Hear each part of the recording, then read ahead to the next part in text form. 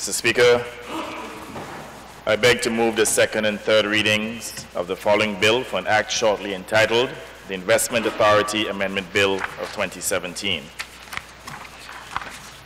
Mr. Speaker, first of all, let me thank Major Maxim for invoking God's divine presence and his prayers for collective agreement and unity of spirit. And that is the overall objective that we are seeking to achieve here by virtue of having this special sitting dealing with a matter of public interest. Mr. Speaker, the amendment that we are seeking to make here today is not intended to be punitive in any way. It is not intended to be retaliatory. We are here to act in the public's interests. We are here to defend the best interests of the people of Antigua and Barbuda. And I hope that the discussions today will not be taken out of context. I hope that it will not be a debate for partisan bashing, but for us to collectively work together to address an existential threat that is facing the nation. Mr. Speaker, there are times when we have to stand together. This is one such occasion in which members on both sides of the political aisle must stand together in the interests of the country. We are not here to bash Sandals. We are not here to berate Gordon Butstrode. We are here, however, to speak the truth and nothing but the truth in accordance to our pledge to this Honorable Parliament and to the people of Antigua and Barbuda. And if by speaking the truth we would have offended certain individuals, well, so be it. That is the oath that we took in this Honorable House, and we are duty-bound to speak nothing but the truth. Mr. Speaker, I will accept that the amendment that we will make today to the Investment Authority Act, which will be a bill, presently, a bill, the Investment Authority Amendment Bill of 2017, was triggered by the recent developments of a Sandals closure for 3 to 5 months. There's no doubt about that. We're not hiding that that is what triggered this amendment. But the amendment is not exclusive to Sandals. And the discussion that we'll have today will be a broad discussion about the hotel industry, an industry that contributes 70% of our GDP. And for us to have a stakeholder discussion, and I expect all of my members on this side to speak to this issue, for us to look at exactly where we intend to position this sector. What are we seeking to get out of this sector? Are we going to allow the tourism industry to become an extractive industry? One in which workers are exploited? One in which government income are manipulated? Or are we seeking to have a stakeholder relationship in which all of us as stakeholders in the industry will benefit equitably from its gains? Mr. Speaker, the latter is what we are seeking to achieve. We cannot have a situation in which workers in this country are considered to be mere commodities, commodities for exploitation. That is against the objective of the Antigua and Barbuda Labour Party. We're doing all we can to grow the country's economy. We're doing all we can to uplift the living standards of the people of Antigua and Barbuda. And no one can doubt that within the last 3 years that we have made significant gains in every sector in this country's economy. We have expanded the country's economy year after year.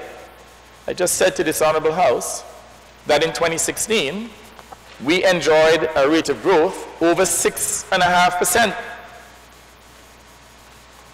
The highest rate of growth of any country in this hemisphere, and one of the fastest growing economies in the world. But what's the point of growing the country's economy rapidly, and then you have a situation where the working class people are exploited? Do we want to have a strong economy, a fast-growing economy with a set of indigent workers? Is it that what we're seeking in this country? Is that the reason why you elected the 14 members on this side to represent you? To preside over an economy of indigent workers so that they cannot look after themselves, they cannot afford their car payments, mortgage payments, that they must be hewers of wood and carriers of water? That is the objective? Or are we saying that we all have an obligation, especially as Antiguans and Barbudans, notwithstanding our political persuasion, to come together and to make sure that we all benefit equitably from this industry? Mr. Speaker, when it comes to principle, you would know that the members on this side of the aisle, we always stand on principle. And I have recognized long ago that when you stand on principle and when you stand with the people, you could never go wrong. There are some who will ridicule. There were some who will undermine. Some will undermine, some will ridicule. Some will scorn you. Some will collude.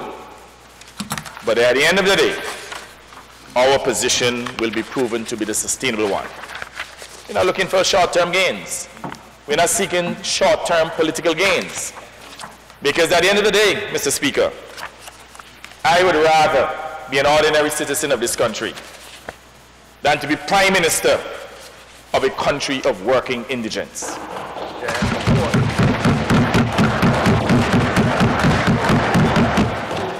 And I want the people of Antigua and Barbuda to understand the commitment of this government. No matter how you see us individually, no matter how you may dislike us, I want you to understand our commitment to the empowerment of the people of Antigua and Barbuda. That commitment is second to none. And that is why our policies are designed for the upliftment of our people. And to make sure that, in particular, that we protect and promote the interests of the working class in this country. They're the ones who need protection. They're the ones who need a leg up. They're the ones who must enjoy good quality health care, good educational opportunities, good housing. And you'll see systematically that my government continues to invest in those sectors. In healthcare today is better than any time in the history of this country. Our educational plant is better today than any time in the history of this country. The scholarships that we have granted, both in terms of the quality of the scholarships and the number of scholarships, far exceed the contribution of any other government in the past. So, Speaker, we're spending $25 million annually to provide scholarships for young Antiguans and Barbudans. We're talking about university degrees in a number of disciplines. And I'll show you too where the irresponsible actions of certain stakeholders, especially in the hotel sector, could undermine these objectives. Mr. Speaker, when a hotel takes a decision to put 700 people out of work, do you understand the economic consequences? Do you understand the effects on the living standards of these people? When you put a man out of work for 7 months, how is he going to live? How is he going to take care of his family? Mr. Speaker, those individuals at the low echelons of the industry, they don't have the money to save. They're living hand to mouth.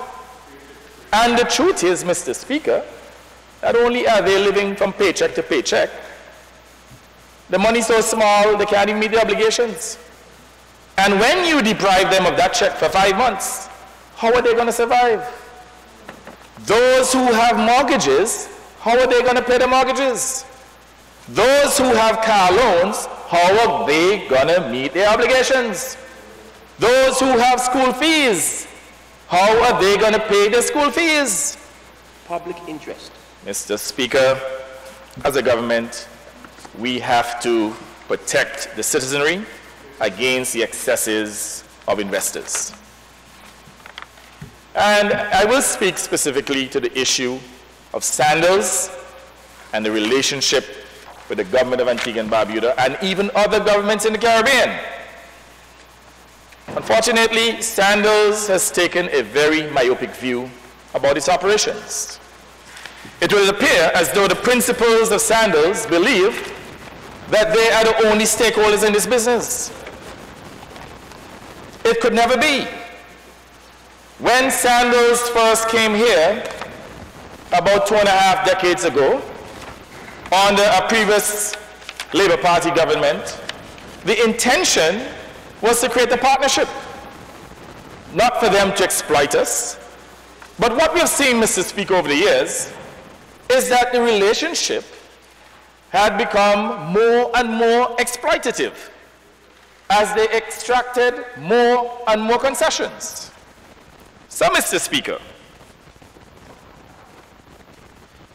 before I give a little history of the relationship, let me first of all confirm, Mr. Speaker, that the closure of Sandals to 3 months, potentially 5 months, is an act of hostility. It is an act designed to extract additional concessions from the government of Antigua and Barbuda. It is a form of retaliation for the fact that a year ago, Mr. Speaker, we had to correct a gross inequity, a situation in which Sandals either failed to collect 65% of the guest tax, or they held on to 65% of it. I'll give them the benefit of the doubt. They said they never collected it. But, on the other hand, they were paying 35% of it. So the question is, Mr. Speaker, they had a legal obligation to collect the 12.5% ABST, which is paid by guests, by the tourists who come to this country, to collect it on behalf of the government and people of Antigua and Barbuda, and their argument was that they never collected it. So if you didn't collect it, why were you paying 35% of it? Now, Mr. Speaker, I want to show you how exploitative this relationship became. First of all, you had a situation where when they first came, they extracted 10 years concessions. They paid not 1 cent in taxes on anything that they imported into the country. No building material, no capital equipment, no machinery, no furnishing, no fixtures, no appliances, nothing. Now, Mr. Speaker, that is the standard in the industry. So we're not saying that that is something wrong, but I'm just showing you how generous previous governments and my government has been to Sandals. They still enjoy those concessions up to today. Those have not been revoked. Mr. Speaker, they also enjoy exemptions from withholding taxes, from corporation taxes, so that whatever they gross in the form of profits is net. Government gets nothing. And invariably, Mr. Speaker, those profits do not stay in this economy for further expansion of their business. Almost invariably, it is repatriated for expansion in other countries. And I'm not saying that we have not benefited from some level of expansion, but generally speaking, these profits are repatriated to support the expansion of Sandals in other countries. Mr. Speaker, what we found, the 10 years was not enough. They then demanded 15 years. They got it.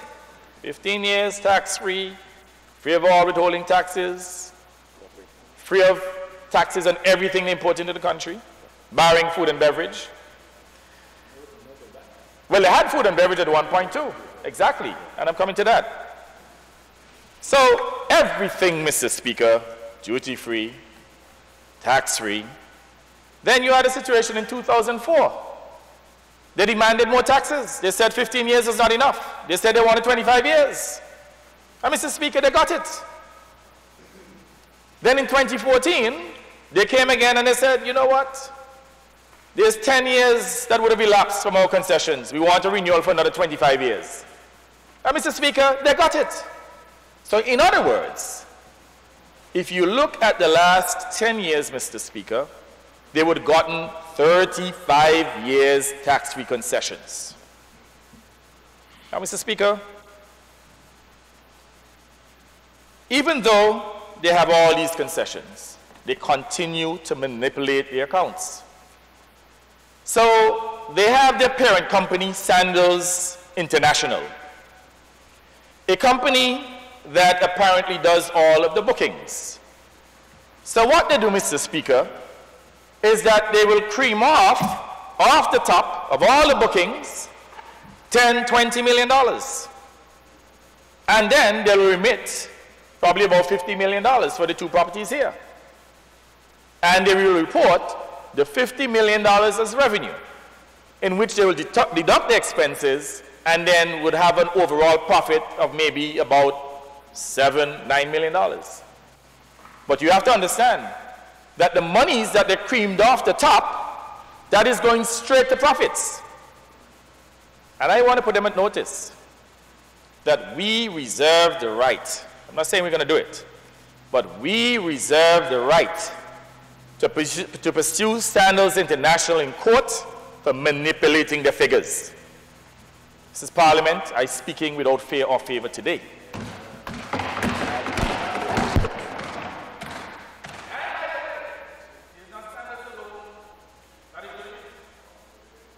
Most of the hotels in this country do the same thing. And I want to say to all of them, what you're doing is exploitation. You're not the only stakeholder. We want to make sure that the employees could benefit proportionately from the industry, Mr. Speaker. Now, Mr. Speaker, they argue that salaries and wages in this country are too high. How could that be? When you have hotel workers in this country making $1,300 and $1,400 a month, EC. That's how much a worker at Solid Waste makes, or CBH.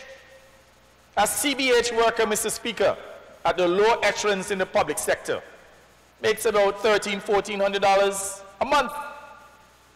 And today, in the 21st century, hotels that are making millions of dollars are arguing, Mr. Speaker, that their employees who are making $1,300, $1,400 a month are overpaid. And then trying to compare our people with Jamaica, the Dominican Republic, people who enjoy a lesser standard of living. In other words, they're saying you're living too good. They want to level down the living standards of the people of my country. Now, Mr. Speaker, the truth is, we still have a significant amount of working poor in this country who we are trying to lift out of poverty. And we are trying to do so not only through entrepreneurship, but to make sure that they have a fair stake in the economy through employment. We have one of the highest Gini coefficients in the world, one of the most skewed income distribution of any country in the world.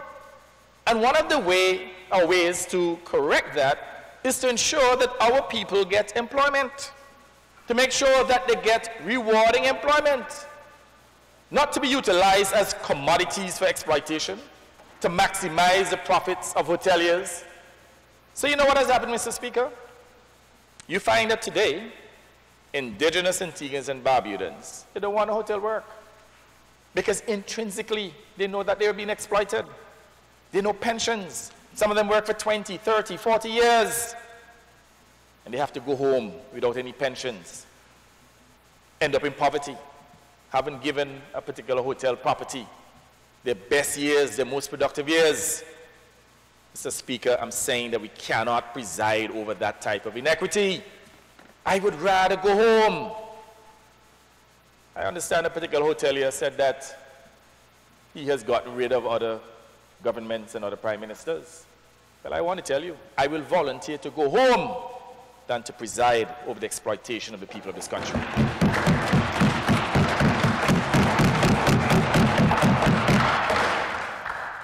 And colleagues, I want you all to understand, this is no grandstanding. This is a firm commitment. A commitment to the advancement of the people of Antigua and Barbuda. It's not about me. It's not about us. It's about them, the people, to make sure that we protect them and that we empower them. Mr. Speaker, there are a number of exploitative things that are taking place within the industry. And we'll highlight some of them. And Sandals is one of the main offenders. You know, they always said, you know, that with every challenge, that there are opportunities to be exploited. But what this particular challenge would have done, Mr. Speaker, it has brought a number of issues to the fore for us to address as a government. The truth is, there were some exploitative employment activities taking place at Sandals, which we were not aware of as the leaders of this country. And as information coming, Mr. Speaker, we recognize that more and more our people are being marginalized, especially the indigenous Antiguans and Barbudans. Mr. Speaker, we are shocked. And it's not necessarily that that exploitation started under my government. It is a situation where it existed for many years and continued. And I do not want to accuse anybody in the opposition to have deliberately encouraged that type of exploitation. I'm not here to play politics. This is about the development of the country. But the point is, Mr. Speaker, for decades there have been some bad practices that would have literally come to roost today that we must address. Now, I am not going to get into the nitty-gritty of these malpractices because at the end of the day, as I said before, the objective is to ensure that we end up in unity with a collective agreement, one that is equitable for all stakeholders. And Mr. Speaker, it is so unfortunate that there are individuals who are seeking to exploit this issue for partisan gain. And I recognize too that within the hotel industry, Mr. Speaker, that there's a lack of representation. Mr. Speaker, I won't be calling any names because I do not wish to disparage anyone. But it's common knowledge in this country that there are trade unionists who are on the payroll of hoteliers. Fact. And you know, I have a policy, you know, to speak the truth. There's a man who sued me recently, just as an aside, Mr. Speaker. He said that I defamed him, I didn't speak the truth. He says that apparently there was a wrongdoing and a tribunal was called to investigate him. And before the investigation took place, he resigned. So I said he was fired. He said he was not fired, he resigned. So it seems as though the case will be whether or not it was a mule or a donkey. But I know that if I see a mule and I say it's a donkey, I know that I did not deceive anyone. So that's a different issue. The point I'm making here is that I value my integrity, and I know that the people of Antigua and Barbuda can depend on me to speak the truth under any circumstances. I'm not perfect. I'm sure I'll err. At some point, I may have to eat humble pie and come and apologize to the nation for something wrong that I may do. But one thing I can tell the nation, I will not deliberately participate in any wrongdoing, not even for financial gains. And you all know how I stand on the issue of bribery and so on. But, Mr. Speaker, coming back to the whole issue of Sandals and their malevolence, we had a situation in which we had to correct that inequity, whereby they should have been collecting 12.5% in the form of a guest tax. Not paid by Sandals, paid by guests who come to this country. All of the other hotels in the country, the guests who come here have to pay that 12.5%. Now, Sandals, having getting all those concessions, decided to approach the former regime and ask them to sign an illegal agreement. And I want to emphasize here, Mr. Speaker, an illegal agreement to discount, or an unlawful agreement to discount 65% of that 12.5%. So the former administration signed an agreement with Sandals, which they had no legal authority so to do. Former UPP administration. And look, I have a whole file here. I am not going to get into the legal details. I'm going to allow the member from St. Peter to deal with that, because we sought several legal opinions. One of the attorneys who gave us an opinion is Mr. James Guthrie of the United Kingdom, a well-known Queen's Counsel, who said to us that the agreement was illegal. But, Mr. Speaker, the agreement was not only illegal, it was morally reprehensible. Because if the employees are significant stakeholders and the government is a significant stakeholder, then we ought to share equitably in the gains, the economic gains of the hotel.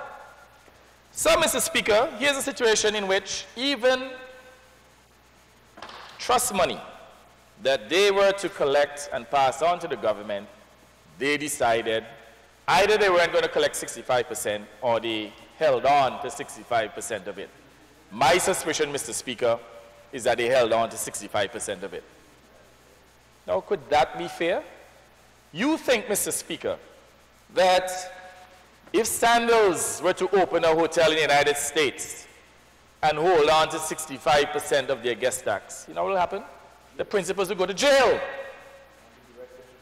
So you have a situation now in which there are individuals who are trying to suggest that by virtue of my government correcting a wrong, that is an abrasive position, that it is not diplomatic.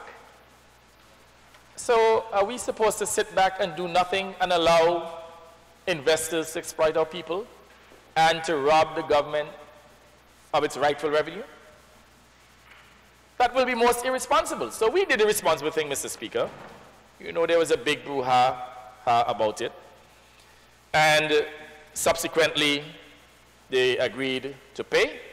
And to tell you how responsible my government has been, Mr. Speaker, we gave them 7 months in order to put a new regime in place in which it will have to collect the full 12.5% and to pay it over to the government. You know what we did, Mr. Speaker? My government did not pursue Sandals to the back taxes. We wrote off $101 million, million with an M, for Sandals. If we meant to be punitive, we would have insisted that they should have paid that $101 million. We said no. In the interest of peace and unity, and to ensure that we have a good investment culture in this country, that we will take the loss, we wrote off the $101 million. Lo and behold, Mr. Speaker, when the time came for them to start to pay in January of this year, they came up with some bogus argument that they had a credit of $5.6 million. But we said to them, we just did a wash.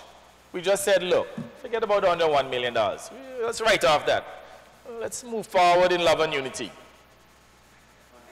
So, Speaker, they said to us then, if we didn't do something about it, they're going to take action. I said, all right, you know what? I went to the cabinet.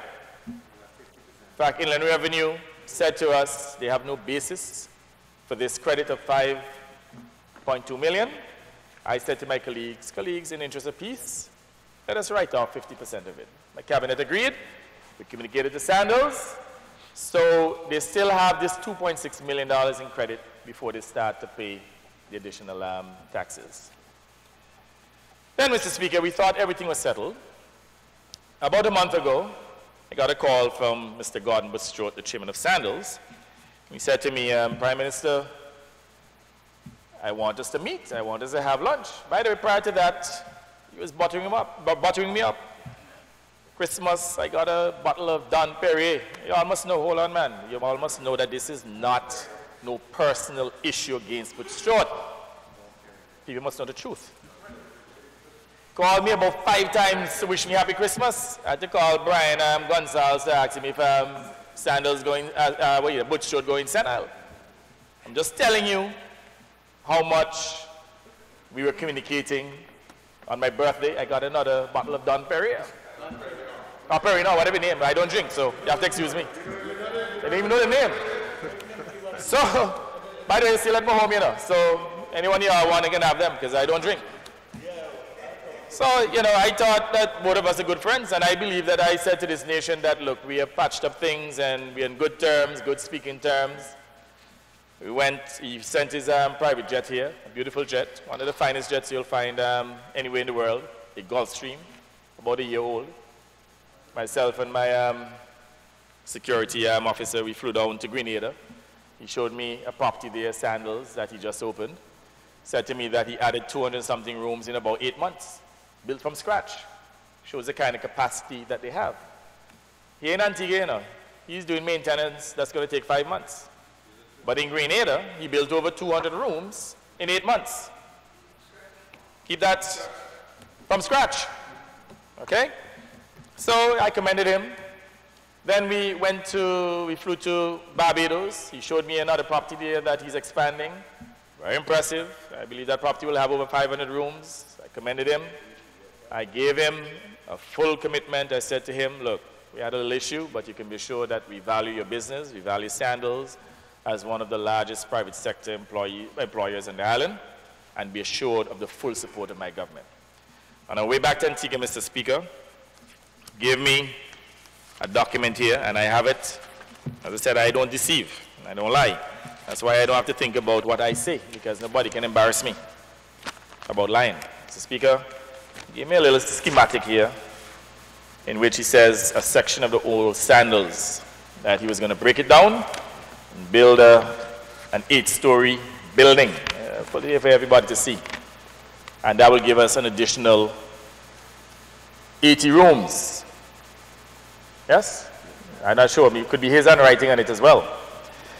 So I welcomed the investment, Mr. Speaker. I even gave him assurances too that we'll do all in our power to expedite the sale of the Halcyon property so that he could invest in the beaches. But Mr. Speaker, before we landed, his lawyer, Jimmy Bristol, said to me, well, you know, Prime Minister, based on this plan, we want to get some concessions now. Not when they build additional rooms, you know. Now. Based on the plan. By the way, it's not even a proper plan, it's schematic. A 1-page schematic. He said, look, the chief says that he wants a waiver on food and beverage.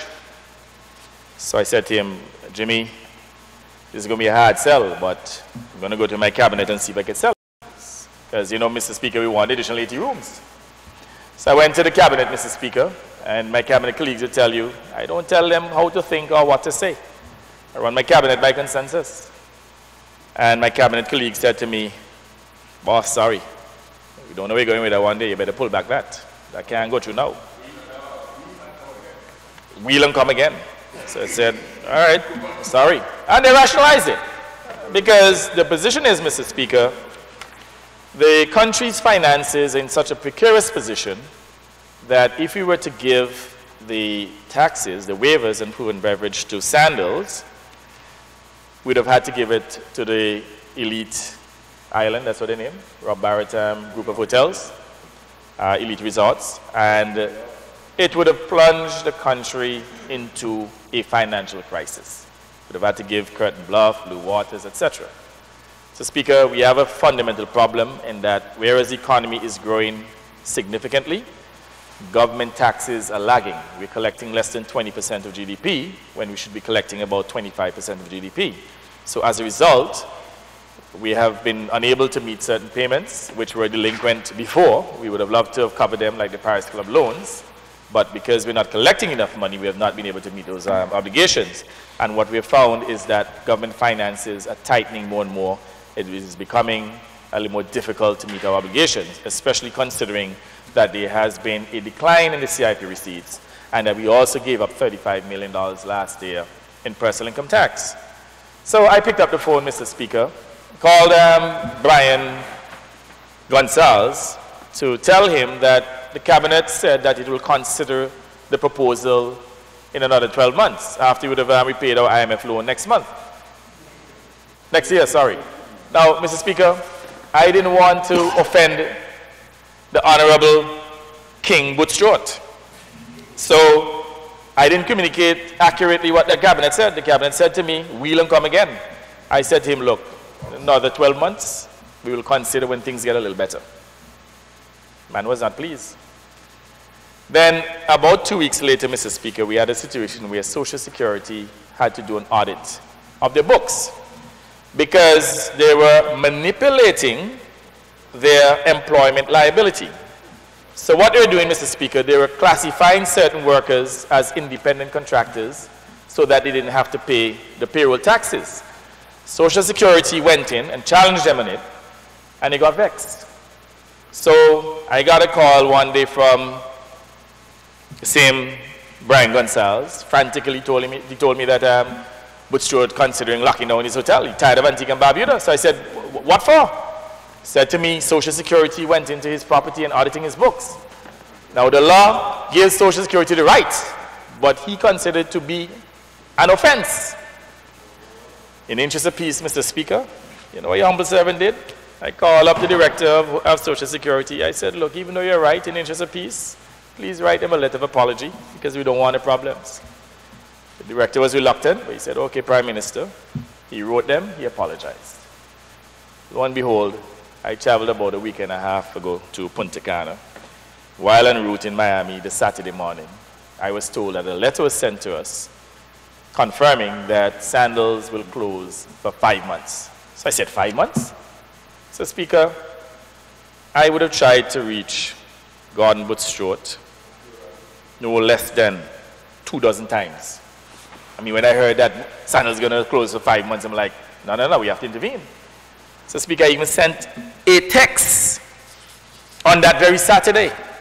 And this is what the text says. And people must understand the context. They can spin all they want, but they can't manufacture their own facts.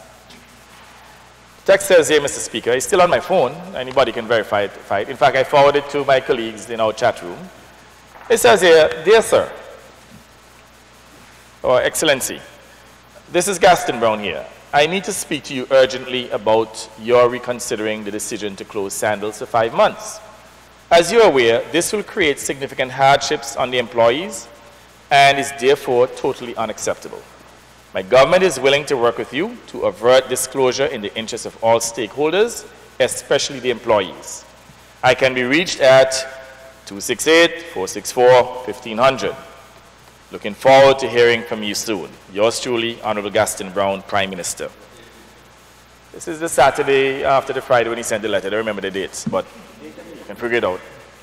Mr. Speaker, up to this day, Mr. Gordon Butstrode has not extended the courtesy of a phone call, up to today. Then we recognize, Mr. Speaker, that he was in discussions with the union.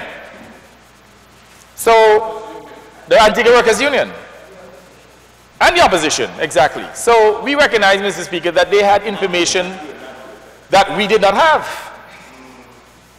So we then decided to summon them to come to cabinet so we could understand what's going on. We noticed that they would not respond to our interventions. I even had the Minister of Tourism, the Honorable Asset Michael, the member for St. Peter, intervene. When he called the management here, it would appear that they didn't know what was going on. Like headless chicken. They could not give him any explanation as to what was happening. Now, if this was a planned closure, they ought to have known and should have been in a position to give the minister an explanation. All they said to him, they're going to have to get back to him, they have to get further information. And we noticed, Mr. Speaker, all of our attempts failed. I had Brian Gonsalves call Mr. Gordon Butstrode no less than 12 times, Mr. Speaker. And again, he refused to speak to him. Then a few days later, he eventually got him. And then even Minister Michael got him, Mr. Speaker. And he said to Minister Michael, "Well, if you all don't want to close for 5 months, tell me what you all are offering." You're joking. And Minister Michael can confirm that the Honorable Gordon Butstrode said to my Minister of Tourism, having inquired about the 5 months closure, he said, if you don't want me to close the 5 months, tell me what you're all offering. Minister called me back in a panic, said to him, don't panic. Said to him, stand firm, because at the end of the day, the exploiters, they normally don't last for long. Their victims normally triumph. So don't worry. Anyway, we call in the Sandals team, Mr. Speaker, 2 Wednesdays ago. They came evidently to do a patch job. When we asked them, for example, to share the plans with us, there were no plans. They presented to us schematics of other properties throughout the region as to what they intended to do at Sandals for maintenance. Where they said that there were structural things to do, Mr. Speaker, like the rebuilding of the Kimona restaurant, up to today, no plans have been filed at DCA, and they could not have presented any plans to the cabinet. We said to them, well, okay, how much is it going to cost? They said they didn't know. Then we said to them, look, with the type of impact here, you don't think that at least you should have had a discussion with the government so we could at least manage the situation? You know what they said to us, Mr. Speaker? They said, this is private property, we don't have to talk to you. My colleagues here could confirm that. I'm talking about in a cabinet, you know, that you have some individuals who are not even natives of this country, all of them live external of Antigua and Barbuda, except the general manager who came into my cabinet, disrespected my members, and told us that they don't have to tell us anything.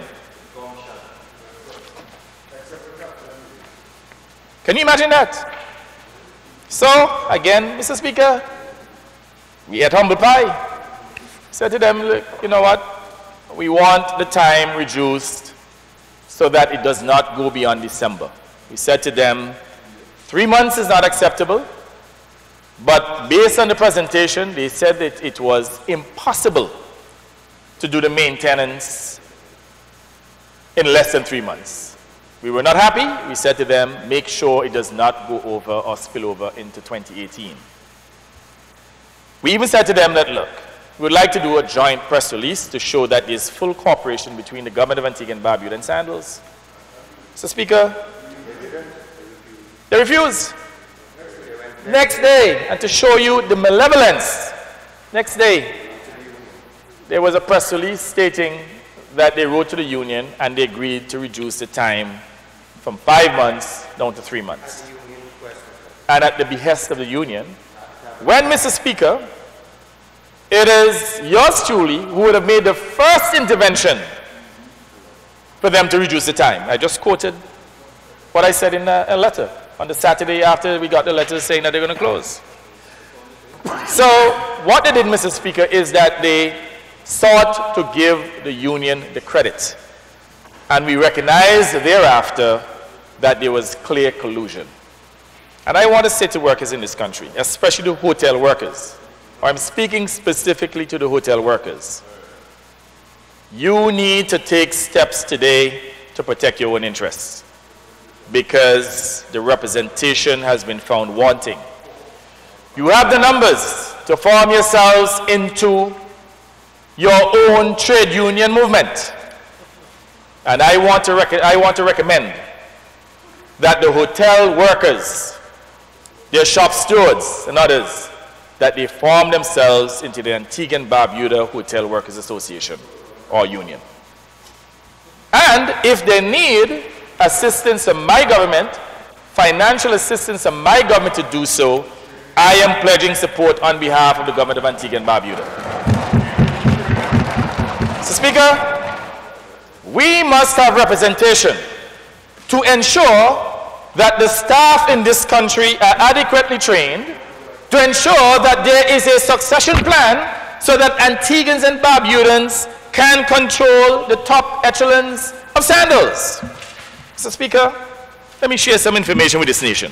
No, hold on. I'm not going to overdo it. But they must know what is happening in the industry. Mr. Speaker, there are many things that we could say, but what we say here is measured. because the intent is not to have an acrimonious relationship. But there has to be some adjustments going forward in the interest of workers. And this is also a form of public education. So, Mr. Speaker, let me give you an idea. Within the management of Sandals, Mr. Speaker, and you tell me if this is equitable. You tell me if there's parity when it comes to the locals, the indigenous Antiguans and Barbudans. The management staff who make more than $10,000 a month, and by the way, remember what I just said to you. The senior management of Sandals comprises of all expatriates. All. Not one Antiguan came to the cabinet to speak about the closure. They were all expatriates. Now I can understand, Mr. Speaker, that an investor may want someone from his home country to be his general manager, someone to deal with the money, his financial control, etc. But you can't have a situation where you have all of them come from overseas. I come into that soon. Now, Mr. Speaker, this does not even include the top management, because I'm sure most of them making over $20,000 a month. But the middle management, Mr. Speaker, you have 33 individuals. And guess how many of them Antiguans? Anyone you take a guess? 2. 1, 2 Antiguans. With 33 middle management staff at Sandals. And 2 Antiguans. 1, 2. Mr. Speaker, it doesn't stop there. Supervisors who are making about $7,500 a month, you have 50 of them. And Antiguans and Barbudans, 15. 1-5. Where you get some parity, Mr. Speaker, is at the lower end, with the gardeners, the butlers, the maids, the waitresses, etc. And the parity is almost 1-to-1. Now, let me make the point here too, that we have a number of immigrants in this country. So at the lower echelons, it is not unlikely that you will have a number of immigrants who may not be citizens, who live here, who would have been employed and would be beneficiaries of work permits. So this is not an issue about immigrants. We're not trying to promote any form of parochial politics or political tribalism.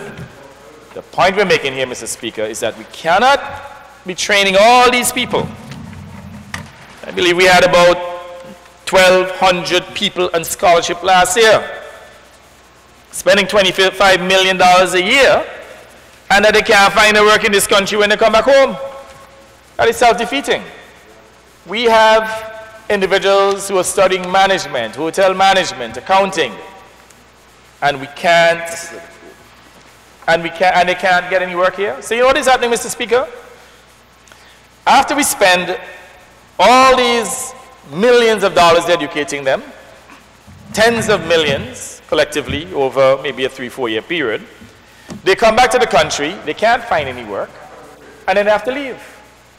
So it is an issue of underdevelopment, a brain drain, in which the hotels that ordinarily who should be helping to create space for our graduates, they are filling those positions with expatriates to the detriment of our people.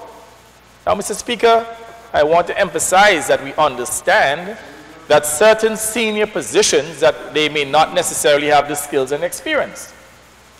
And it is not all the hotels who operate in that way. In fact, I want to say that Rob Barrett in particular has empowered a number of Antiguans and Barbudans. But what we have seen, Mr. Speaker, is a retrograde step. So that 10 years ago, you had many black Antiguans in senior management positions. You had, for example, about 2 or 3 managers coming out of Jolly Beach, Ted Isaac, gentleman Jeffrey, I think he's now with Rob Barrett. Vernon Jeffers, yeah. Mr. P, who is now retired. Sonny from Cedar Grove. Mr. Speaker, we can hardly find an Antiguan now in senior management in the hotel industry. So I am saying now that as a government, we have to address these issues. We're not trying to be punitive. We're not trying to create a toxic investment environment, but we have to live up to our governance responsibilities and to do so without fear or favor. This is about the development of the country. We are pursuing a developmental model. When we build, for example, middle-income homes, Mr. Speaker, that ordinarily should retail for about $400,000, and we're selling them for just over $200,000 in order to empower people, to uplift them, to ensure that there's social transformation in this country. And we would have ensured that the pricing or the mortgage payment is about $1,300 a month, Mr. Speaker, and you have workers who can't afford it, then what's the point? $1,300 a month mortgage, and you work in a hotel making $1,400 a month, how are you going to afford to make that simple payment? And then when you would have served 10, 20, 30 years, there are no retirement benefits. I am saying that model is exploitative. And by the way, no, it is not exclusive to Antigua and Barbuda. And I will be raising this issue at CARICOM. Because what is happening, Mr. Speaker, in fact, one not too smart prime minister said to me recently, I don't think he was really talking to me. He said so probably in jest, but I took him seriously and I ignored him. He said to me, I don't care what they say, I have my sandals. So in other words, doesn't matter that his people are exploited. All he wants to know, he has the sandals in his country. Well, I am saying here, this argument is not exclusive to Antigua and Barbuda. It has to become a regional discussion about protecting the Caribbean people from exploitation. About ensuring that as leaders, that we protect Caribbeaners. Because you see, Mr. Speaker, if it's not a collective effort among CARICOM countries, then you're going to have underdevelopment in certain countries, and because they have the right to move, especially within the OECS, they have the right to work here, to live and work here, then you know what's going to happen, Mr. Speaker? They're going to flood Antigua and Barbuda. And then we will never be able to resolve our economic problems. You're going to have issues of pressure on your schools and your hospital. So I am saying here, it has to become an urgent regional discussion. And to ensure that there's some level of harmonization of investments, so that an investor cannot come to Antigua and Barbuda, behave like a bandit, hold a gun at our heads and say, if you don't give me this, I lock down my hotel. Or, if you don't give me these concessions, I take my hotel to another country. There has to be some level of harmonization of concessions to prevent exploitation within the region. And I expect that what we are doing here in Antigua and Barbuda, that the other countries will follow. So I want Antiguans and Barbudans, and especially the members of this Honorable House, to understand that this issue has regional implications. It's not just about Antigua and Barbuda. Now, Mr. Speaker, let me speak specifically to what the bill says. Well, you better believe that everything I said was relevant. I see the member for St. John's Rural West chuckling. That's why he's there.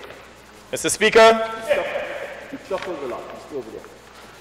the bill seeks to require a proprietor of a hotel with a 3% or more of the total room occupancy or stock in Antigua and Barbuda to give 60 days notice in writing to the government and such stakeholders as trade unions, hotel management and staff, if he intends to close down temporarily for 2 months or more in a year, or to suspend business activities for a period of 2 months or more for reasons other than development to expand the hotel, low occupancy, force majeure, which includes man-made disasters.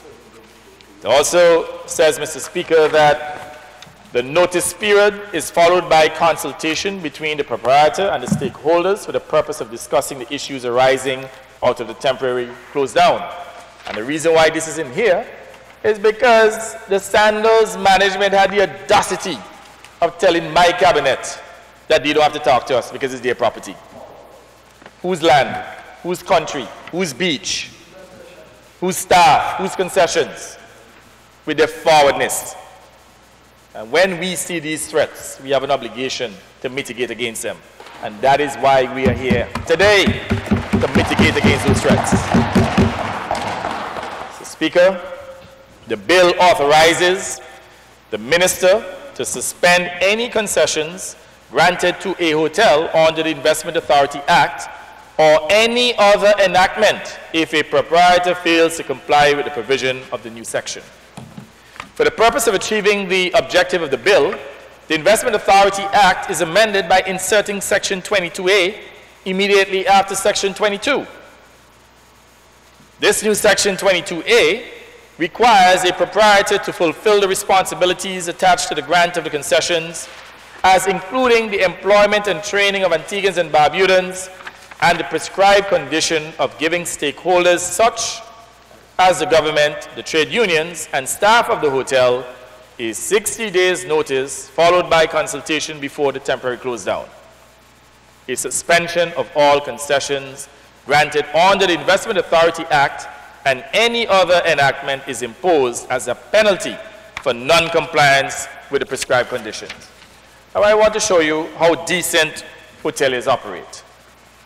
A few months ago, Mr. Speaker, I got a call from one Anique Goodwin, Miss Anique Goodwin at the Curtain Bluff Hotel. And she invited me to lunch. There I met Mrs. Holford and what the general manager name? Rob Sherman. I was not even aware why they wanted to meet me and to have lunch with me. Anyway, I went and they said to me, look, Prime Minister, we intend to close the hotel for several months because we will be doing a $13 million investment and expansion, and we want to give your government notice. We want to give the cabinet notice. Exactly. We had lunch. It was not good news in terms of the closure, but good news in terms of the expansion. They said to me, we want the government of Antigua and Barbuda to support us with concessions on importation of all of the building material, equipment, etc. And we also would like to have corporate tax-free concessions on the new investment. So, Speaker, we said to them, no problem.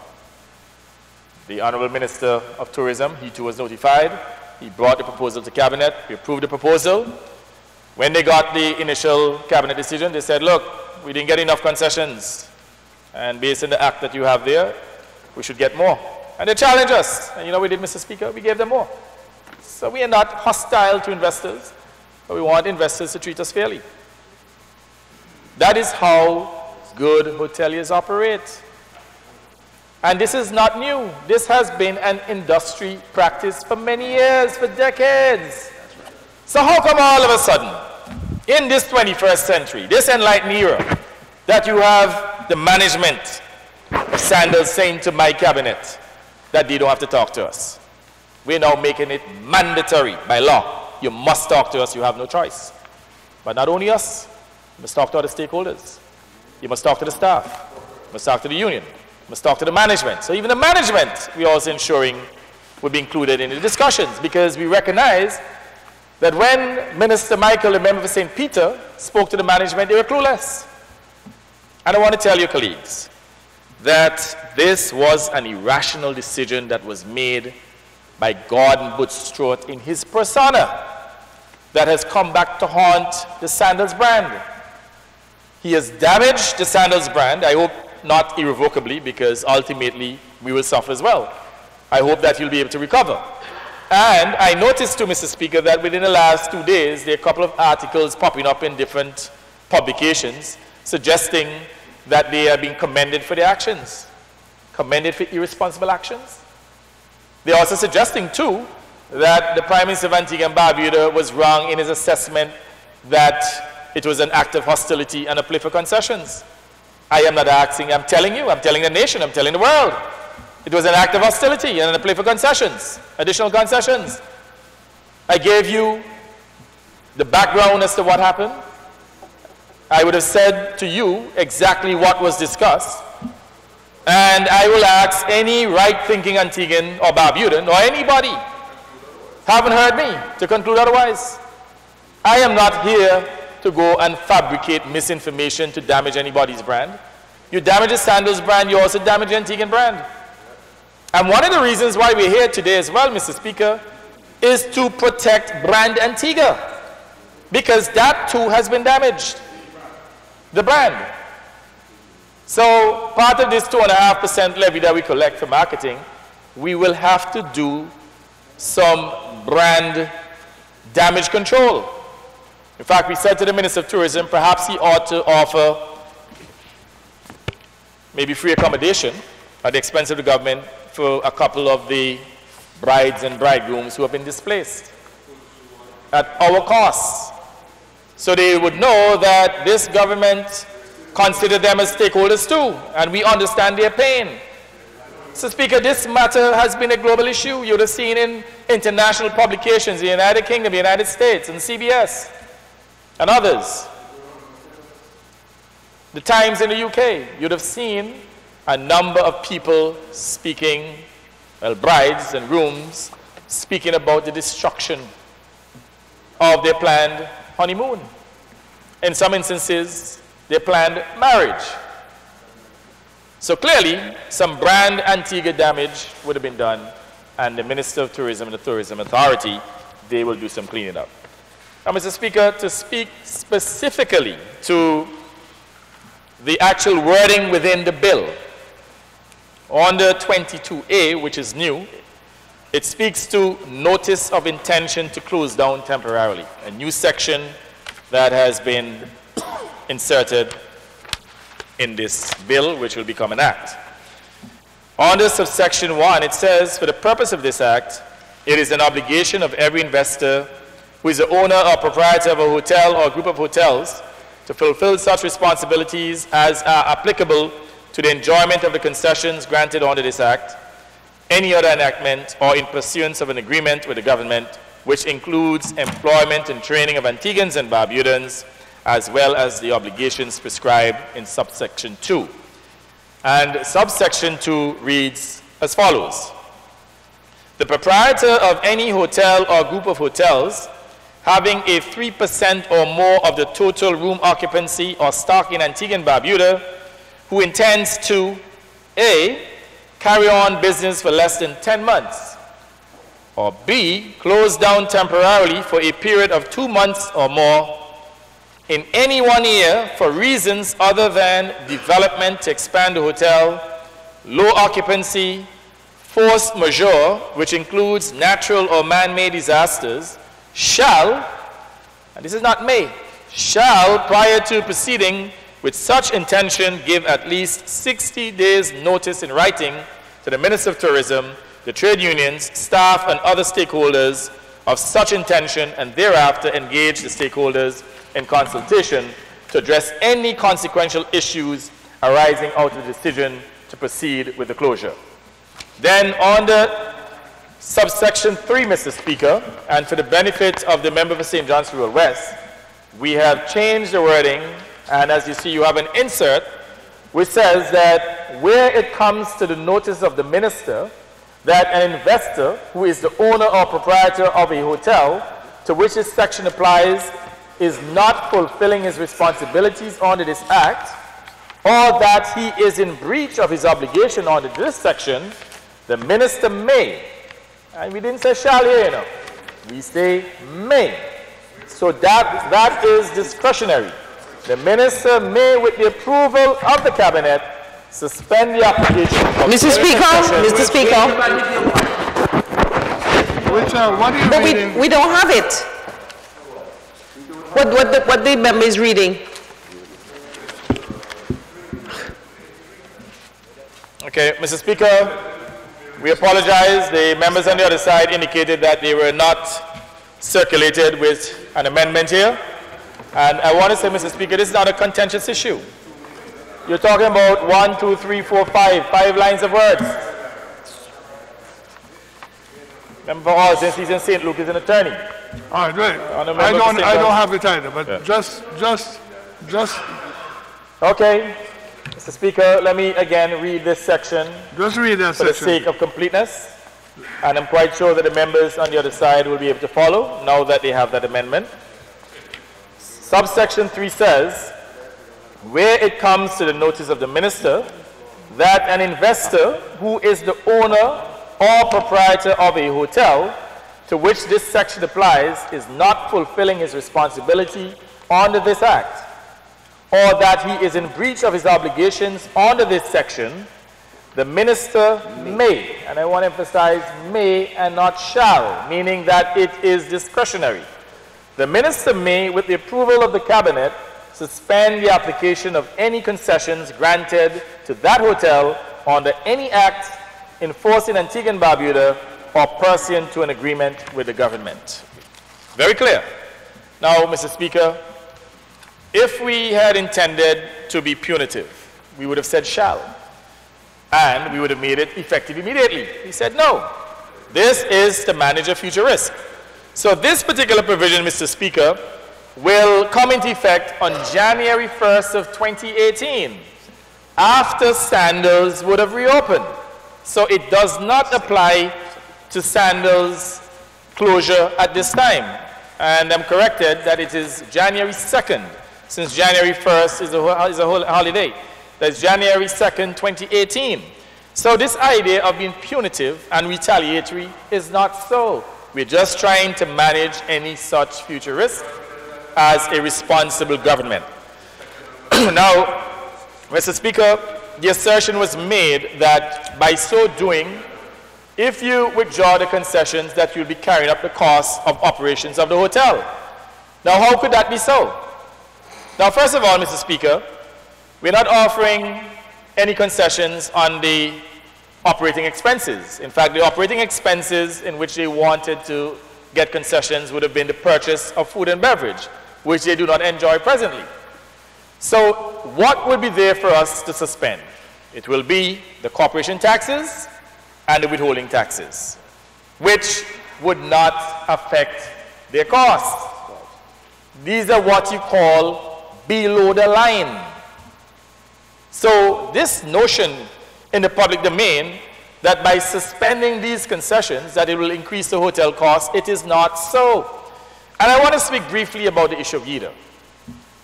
There's this notion that YIDA enjoys superior concessions or will enjoy superior concessions for the hotels. Mr. Speaker, that is not so.